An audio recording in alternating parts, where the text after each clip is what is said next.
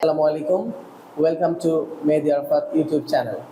আজকে আমি খুবই গুরুত্বপূর্ণ একটি বিষয় নিয়ে আলোচনা করব, সেটি হচ্ছে ক্লজ। আমরা যারা স্টুডেন্টস তারা খুবই কনফিউশনে থাকে যখন দ্যাট যুক্ত ক্লজ থাকে। সাধারণত news, information, fact, matter, rule, truth ইত্যাদি নাউনগুলো থাকলে এটা নাউন ক্লজও হতে পারে অথবা অ্যাডজেক্টিভ ক্লজও হতে পারে।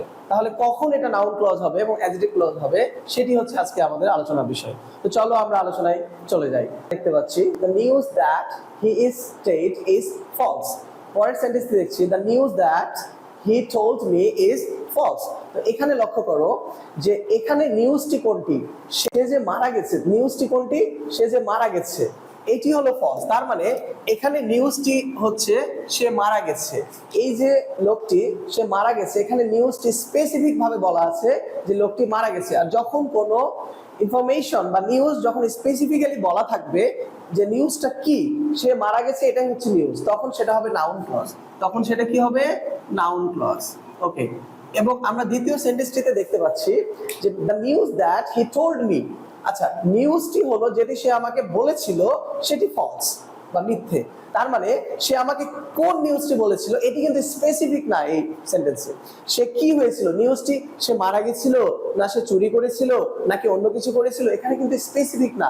দ্যাট মিনস আমি কিন্তু এখানে নিউজটি সম্পর্কে অবগত না, বাট একটা নিউজ, তার মানে নিউজটি এখানে আননোন।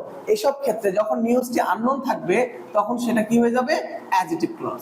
ওকে, খুবই সিম্পল। তাহলে আমরা দেখব যে এই সমস্ত নাউনগুলো যখন থাকবে এবং নাউনের পরে যখন দ্যাট ক্লজ থাকবে, দ্যাট ক্লজটি যদি আমাকে ইনফরমেশন বা নিউজটা স্পেসিফিক ভাবে দেয় তখন সেটা হবে নাউন ক্লজ।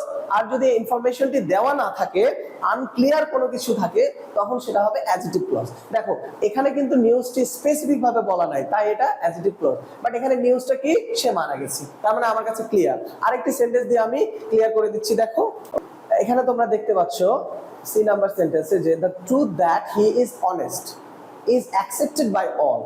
সে যে সৎ, এখানে সত্যতাটা কি? তার সততা, মানে লোকটি যে সৎ সেটি সবার দ্বারা অ্যাকসেপ্টেড, গৃহীত।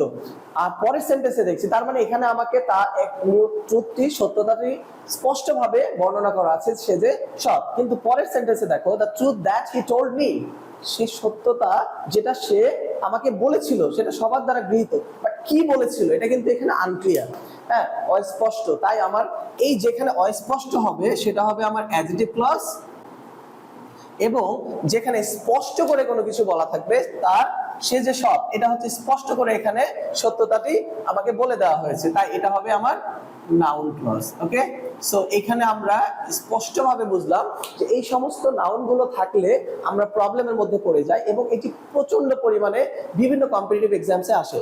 এখন আসলে আমরা খুব ইজিলি এটা কি করতে পারবো? আনসার করতে পারবো। দেখো তাহলে এই যে নাম্বার এ এবং নাম্বার সি তে নিউজটি, এখানে নিউজটা সে যে মৃত বা সে যে মারা গিয়েছে সেটা বলা হয়েছে স্পষ্ট করে। এখানে সত্যতাটা কি? সে যে সৎ।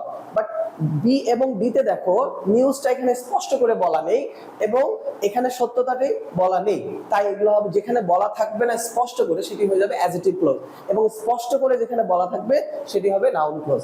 লাস্ট একটি সেন্টেন্স দিয়ে আমি আজকের ক্লাস এখানে শেষ করব। দেখো ই নাম্বার সেন্টেন্সে the rumour that the Padma bridge engineers need more heads must be stop. এখানে একটু ভুল হয়েছে, মাস্ট বি স্টপ। আচ্ছা, একটা রিউমার ছড়িয়েছিল যখন পদ্মা ব্রিজ হয় যে পদ্মা ব্রিজে অনেকগুলো মাথা লাগবে, অনেকগুলো প্রাণ লাগবে, আদারওয়াইজ এই কাজটা সম্পূর্ণ হবে না। তো যাই হোক, দ্য রিউমার মানে গুজব, that the Padma bridge engineers need more heads must be stopped. তার মানে এখানে রিউমারটা কি? দেখো রিউমারটা হচ্ছে পদ্মা ব্রিজ ইঞ্জিনিয়ারদের আরো বেশি হেড দরকার, নিড মোর হেডস, এই যে হেডস দরকার। তার মানে এখানে রিউমারটা স্পষ্টভাবে বলে দেওয়া আছে কি সেটা, যে তাদের হেড দরকার, হ্যাঁ, আরো বেশি মাথা দরকার বা প্রাণ দরকার, আদারওয়াইজ কাজটা অসম্পূর্ণ থাকবে। এটা রিউমার ছড়িয়েছিল এক সময়। আর পরের সেন্টেন্সে দেখো the rumour that the stupid people spread must be stop. আচ্ছা, এখানে রিউমারটা স্পেসিফিক ভাবে বলা নেই যে এই বোকা মানুষগুলি বা হ্যাঁ এই স্টুপিড পিপল, এখানে একটু বানান ভুল হয়েছে, সরি, হ্যাঁ, stupid people spread must be stopped. So এখানে রিউমারটা আমার স্পেসিফিক না, স্পেসিফিক যেহেতু না তাই এটা আমার অ্যাডজেক্টিভ ক্লজ এবং এটা আমার কি হবে নাউন ক্লজ। এখানে স্পেসিফিক ভাবে বলা আছে, তাই এটা হবে আমার নাউন ক্লজ এবং এটা হবে।